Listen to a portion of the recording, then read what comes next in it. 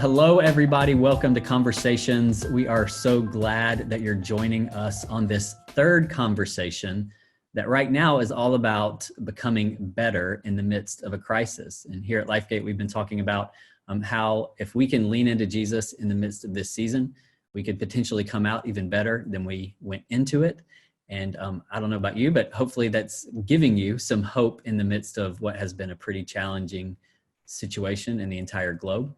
Our past two conversations have been with Pastor Les as we've been teaching on this concept of becoming better and beginning to unpack the way of Jesus and what it really means to follow the way of Jesus. But this week, we have the privilege of having some of my favorite people in the world who are super cool, who are small business owners, who are parents, who have a great marriage, and who have really been intentionally following the way of Jesus, especially over the last few years. And so we wanted you to learn from them and to hear their story so that you know this isn't just pastors trying to convince you to do something that's impossible, but following the way of Jesus is actually doable in your real life.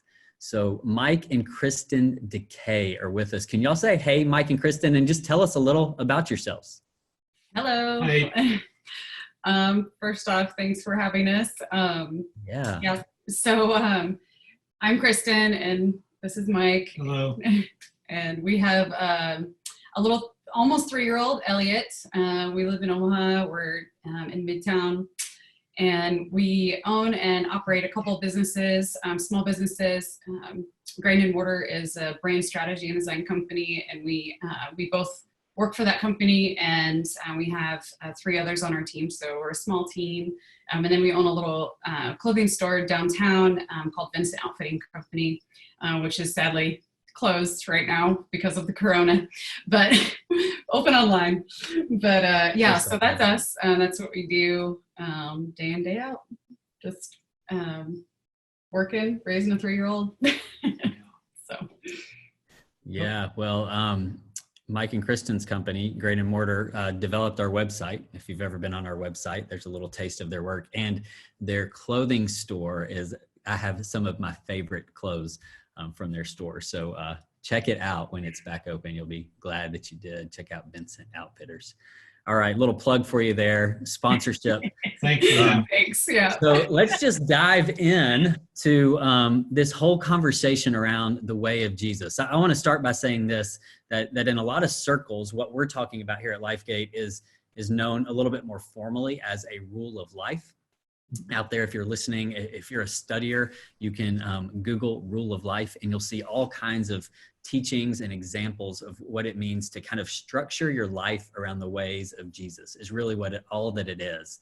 And we're just, instead of calling it a rule of life, we're calling it the way of Jesus. And I know, Mike and Kristen, you have been really working intentionally in your lives towards trying to structure your life more intentionally around the ways of Jesus lately. And so I just want to know, what was it that motivated you, because you've both known Jesus for a long time, to really kind of take some new steps into getting a little bit more intentional and a little bit more focused on how you order your life? Yeah, so I would say about a couple of years ago, we started hearing about this concept of a rule of life. And I had never heard the term before, but the concept was just kind of explained as the way of Jesus, but kind of a rule for your life that you can create that allows you to walk in the way of Jesus. And so we read a book called, what's it called? God in My Everything, sorry, by Ken Shigematsu. And so we read through that, and that was really helpful. It's just kind of a primer almost on the rule of life. And we just really loved the concept. With our companies, we also own a commercial building, and there's just a lot going on. We have a really busy life. We had, several years ago, maybe 10 years ago, kind of committed to, eating a lot better and exercising. And I just mentioned that because it just makes your life really busy when you're trying to cook at home for most of your meals and trying to run businesses and now running after a toddler and just all of the complexity that comes with that, let alone have a healthy marriage and have healthy friendships and kind of, have a healthy family relationships too.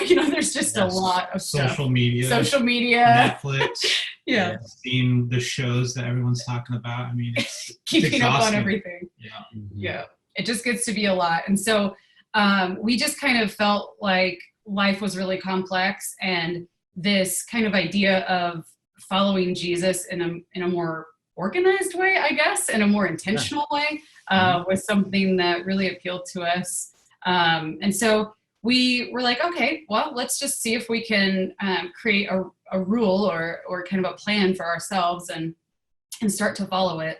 And a lot of the stuff, we were already doing, it was just kind of haphazard and it wasn't intentional. It was like, yeah, like how many runs did you get in this week? Okay, yeah, I ran twice. Or, did we end up, are you volunteering right now? Or am I, there's just like, it was just a mess. And so, I think what we really did initially is just sat down and decided to kind of outline everything that we wanted to do, and that would lead us closer to Jesus, and then kind of get that all down on paper, and then start to think strategically on how we're going to implement those practices in our life.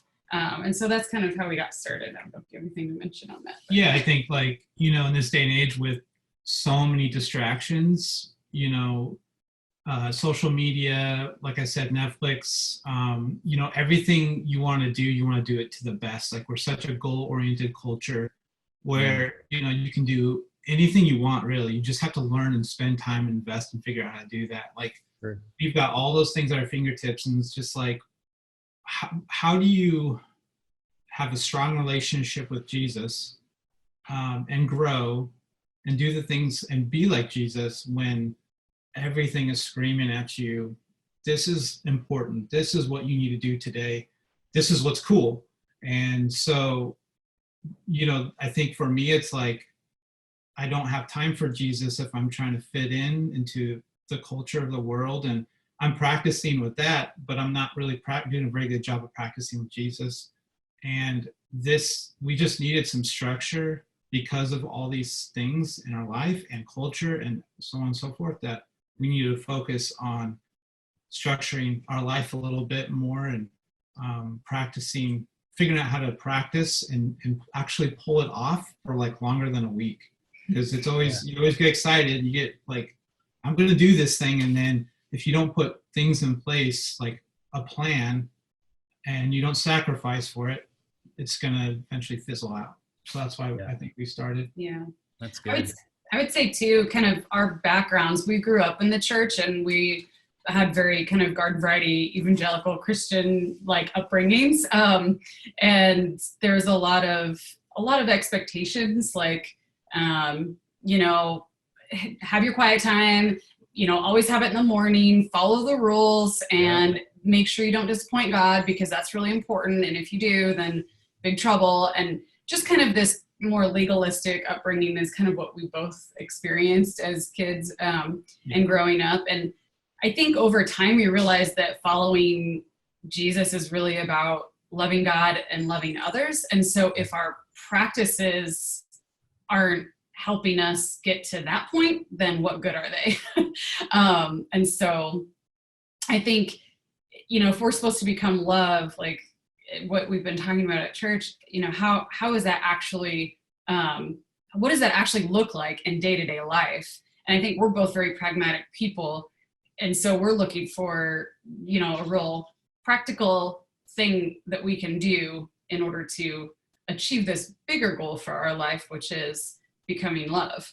So that's so good. And I want to pry a little bit deeper into what y'all just shared, because I think it's so important that the goal of all the practices are becoming love. And that for me was a light bulb when that went off in my head and in my heart, because I think I had unintentionally connected reading scripture with gaining knowledge, or prayer with either having requests fulfilled by God or hearing his voice. I had a kind of connected service and mission with kind of this doing something good for God.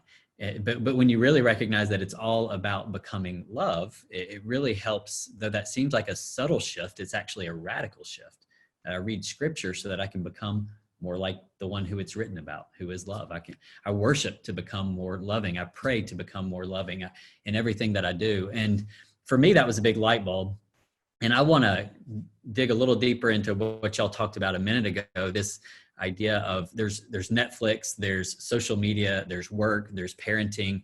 What is it you noticed inside of you? Like, what was some of the fruit that was being produced by those practices? Because those are also practices that are shaping who you're becoming. What was some of the fruit that was being produced in that kind of really intentionally following the way of Jesus that you recognized as like, I don't know that I want that. Can that be replaced with love? And what were some of those things that y'all saw kind of on an internal level or a relational level or an emotional or spiritual level that started to move you towards getting more intentional? Yeah, I think the biggest thing for me would be just mainly with Instagram, like with comparison and just this idea that you have to do the next big thing, or you have to do this, or you have to do that. I'm like, gosh, like I'm just now really a fan of simplicity.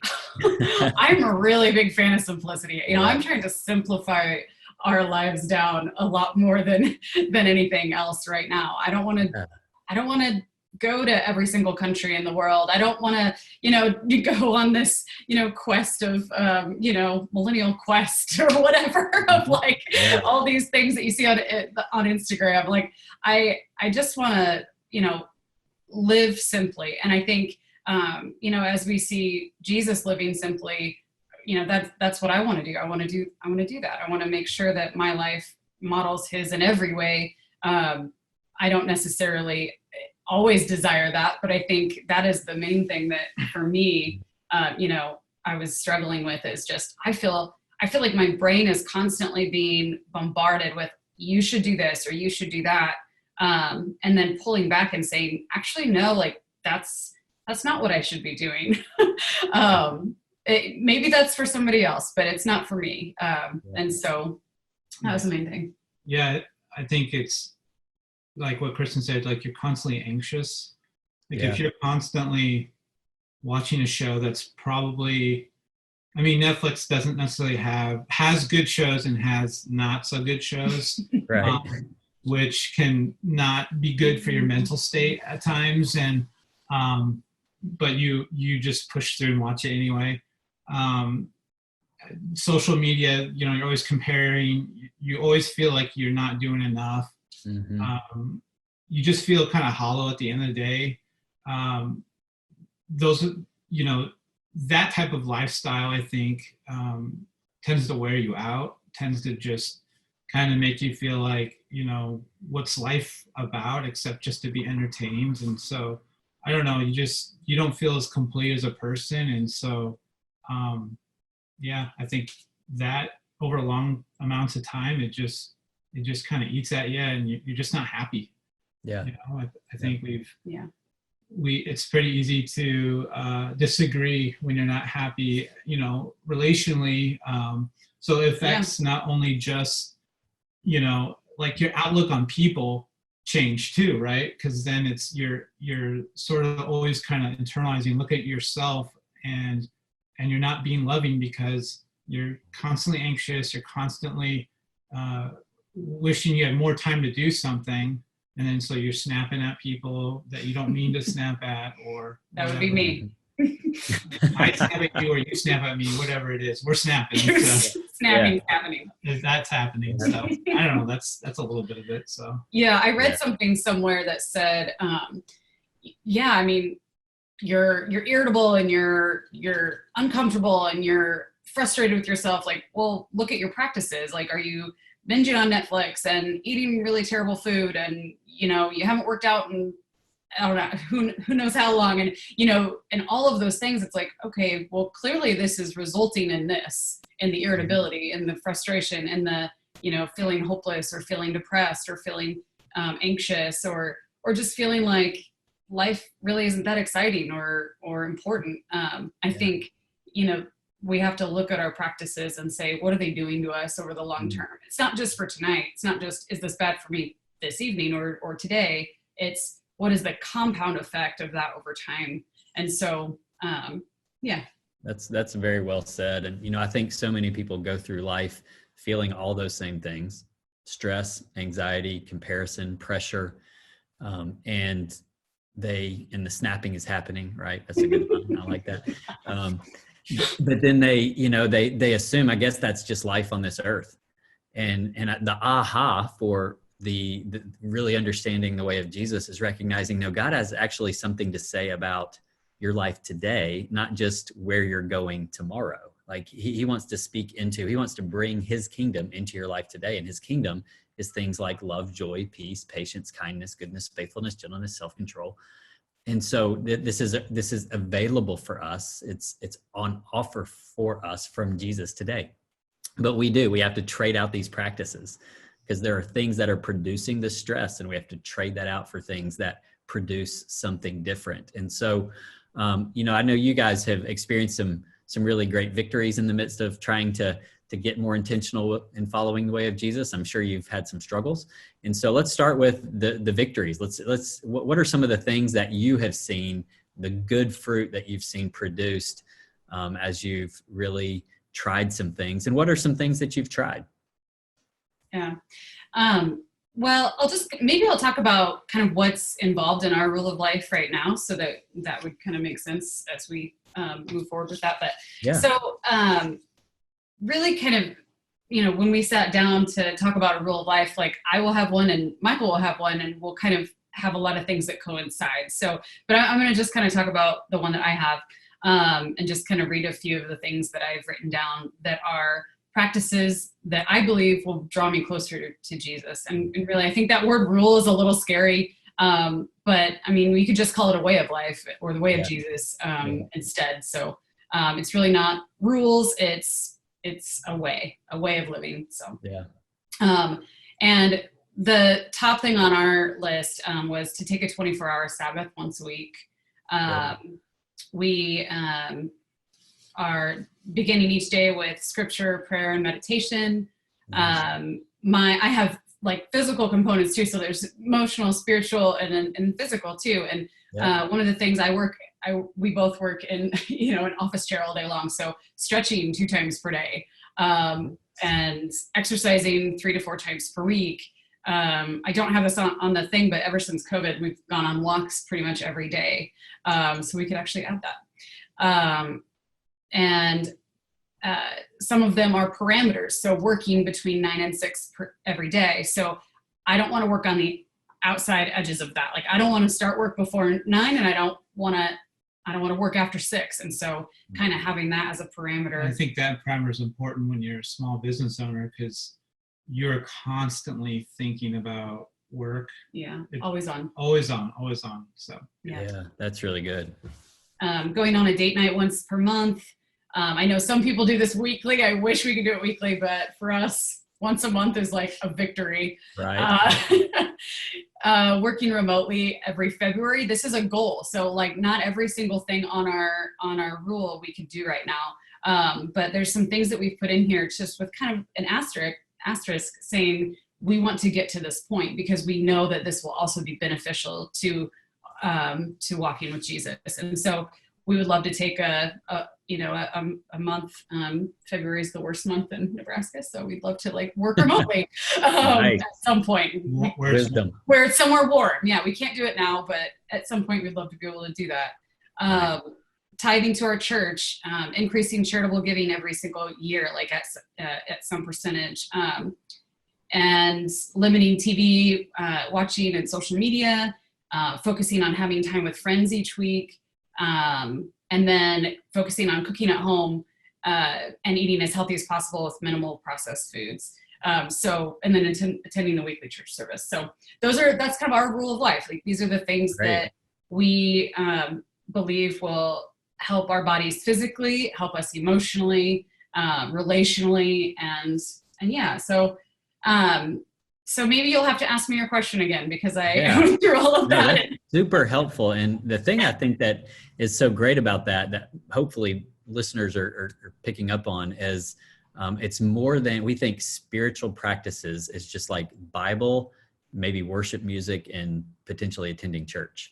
Yeah. but really everything spiritual. And so your rule of life is very integrated, because we know that if you can take walks, you're going to feel better. And if you feel better, you might be more relationally attuned, not only to your husband and your son, but also to Jesus. And so the integration, I think, is really important. That's a great list. Thanks for sharing that with us. Yeah. So the question is, what are some of the fruits that you've seen? What are some of the upside of what you've experienced as you've integrated this into your life?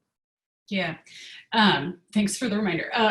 So I think the one thing for me is that I feel like I have a little more space. I feel like I have more time. Like there's a lot of things on this list, and you could get really like, oh my gosh, like that's a lot. Like I can't keep up with that. Or, I feel like reading it, it's a lot of work, and it is. But I think one thing that I've really noticed is that I have more space. I have more time in my head where I'm not just grabbing my phone or filling that space with something else, filling it with TV, or I can be quiet. I can sit and just be and think and pray or just relax my body a lot more than I was able to before. So that's a big thing.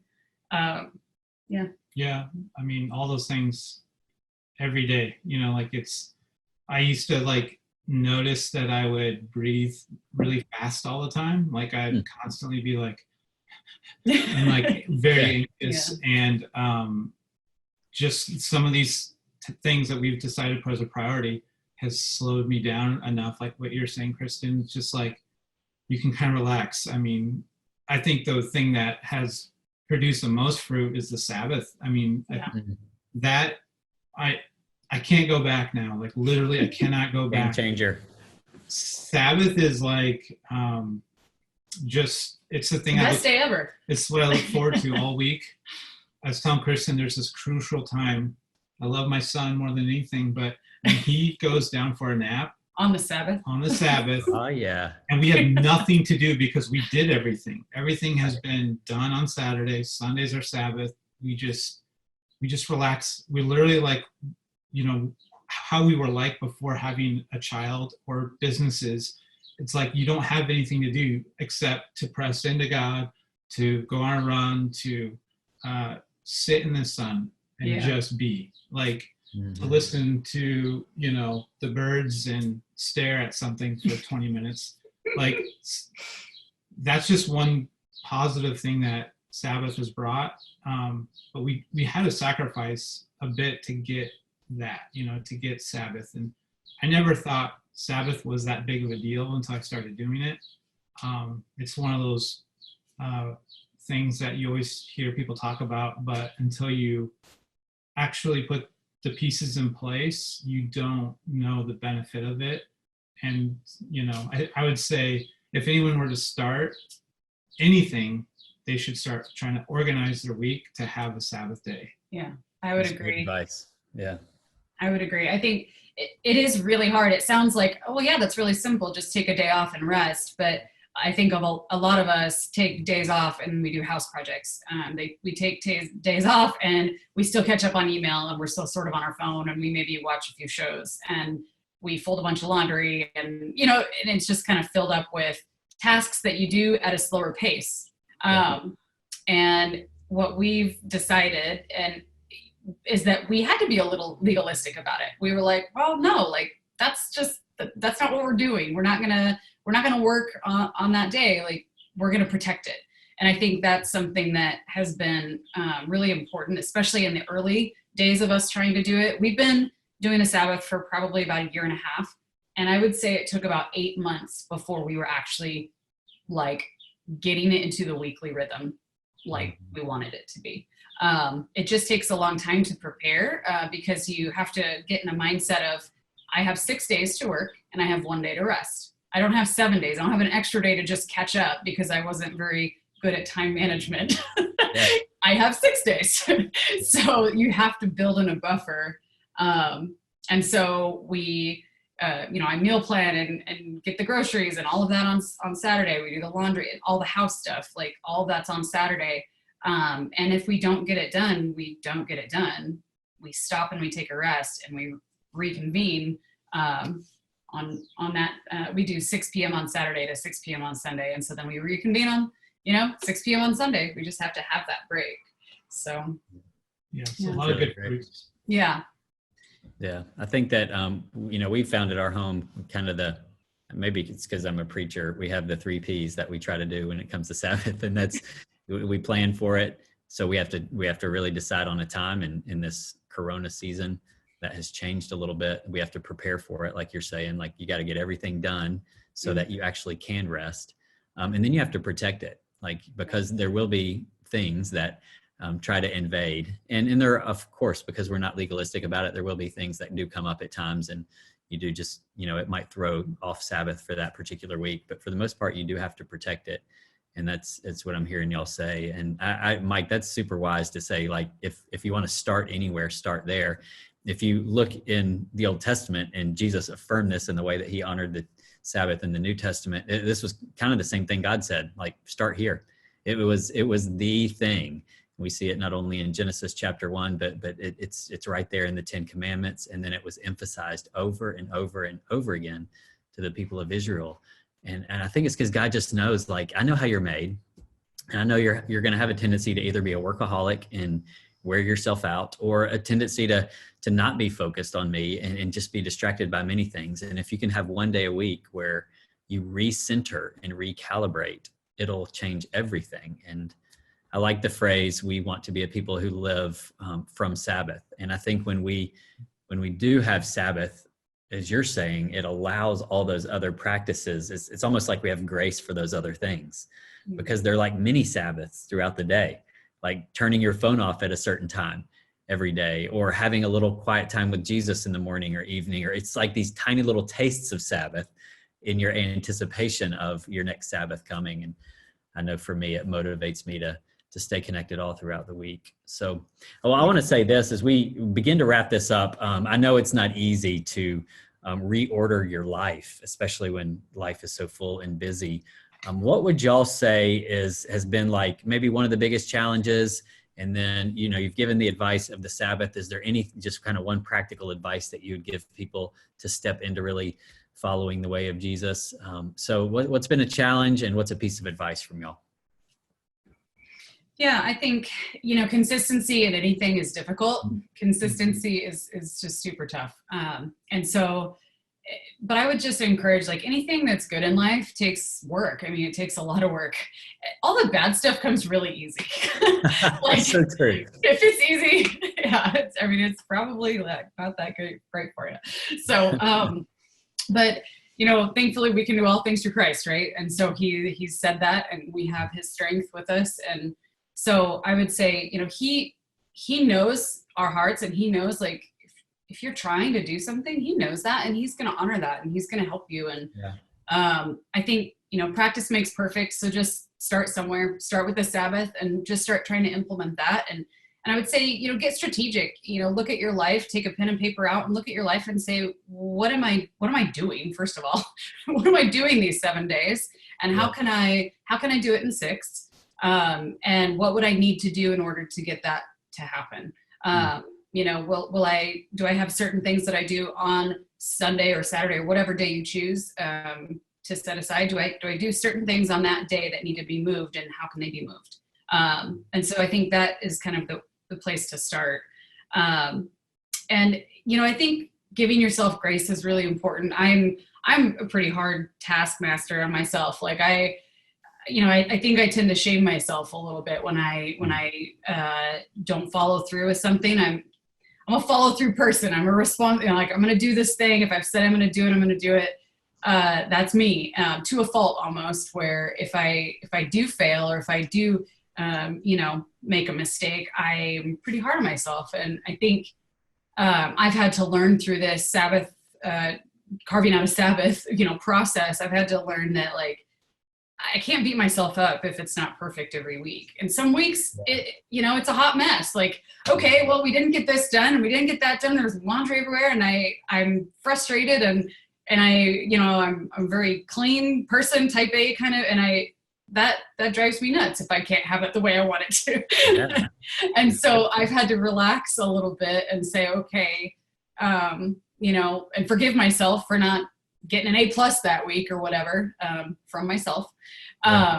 And so I think just giving yourself grace and saying, you know what, there's another week next week. We're going to try it again. And it'll eventually kind of get into the rhythm that you want it to. But it's going to take a little time in doing so. Mm-hmm. That's good. Yeah, I mean, it's all about practice. Like what Kristen was saying, it takes time. I mean, you said it takes about 8 months for us to dial this thing in. It's just because we have lives. We all have lives. And but it's like, when you go work out or something, you're not going to see results with one workout session, right? You gotta be amazing. You gotta push through and do it for 2 months to really start seeing some results. And I think God notices your perseverance if you keep trying to do it, and you're kind of willing your life to do it. It's like you're kind of pushing, like, no, I'm doing this. No, I'm doing this. I failed. No, I'm going to do it again. I think if you push yourself enough, you're going to get through that kind of difficult season of it, and you're going to come out the other side understanding that, like, hey, I had no idea how life-giving this is to me. I was skeptical, now I believe, and I think it's all about getting past that hump and just pushing through, because if you do something enough and do it well, you're gonna master it. So I would say too, like, don't get discouraged if you start taking a Sabbath and you realize that it's not very fun or restful or relaxing, because I struggled a lot with okay, now there's all this time and I'm just sitting here, and now I have all these thoughts that I didn't have this week. And it's like, okay, what do I do with all these thoughts? And I don't like these thoughts. And what do you do with that? And I think that's the point. I think it's, the point is to be able to sit in the quiet, and God talks to us in that still small voice. Like, we're never going to get to that point where we can sit with God and listen to him and his voice if we are constantly having this just inner monologue of anxiety and craziness. And so I think the Sabbath really helps with being able to kind of push through to that. But it does take time, and it is uncomfortable, actually. Yeah. Very uncomfortable. Yeah, definitely can be. Well, I think that's great advice. I think I'm hearing you talk about consistency, which is all of our biggest challenge. And yet I love what you said, Mike, too, that it's a practice. This isn't perfecting the way of Jesus, it's practicing the way of Jesus. And there's lots of grace in practice. And because we're just learning as we go. And I think when we have that mentality, as we've talked about in this series, Matthew chapter 11, verse 28, and I just want to end by reading that and reminding us of these words. And this is in the Message version of Matthew 11:28. Are you weary carrying a heavy burden? Then come to me and I will refresh your life. Oh, actually, this is, I'm doing this on my phone. It's the wrong paraphrase. Okay, Message version. Are you tired, worn out, burned out on religion? Come to me, get away with me, and you'll recover your life, and I'll show you how to take a real rest. Walk with me and work with me. Watch how I do it. Learn the unforced rhythms of grace. I won't lay anything heavy or ill-fitting on you. Keep company with me, and you'll learn to live freely and lightly. And all the things we're talking about are unforced rhythms of grace. I think that's beautiful language, and it's grace to connect with God and to be formed into his image. So thanks so much for joining us on Conversations. Thanks, Mike and Kristen. Y'all are awesome. Thank you. thanks. Yeah, appreciate you coming and sharing some of your story. We're glad that you joined us. I'm going to encourage you, if you're enjoying this podcast, to share it with a friend. Maybe you know somebody who's a little stressed, a little worn out, and maybe they can be encouraged by this. So pass it along. Thanks for joining us again, and y'all have a great week.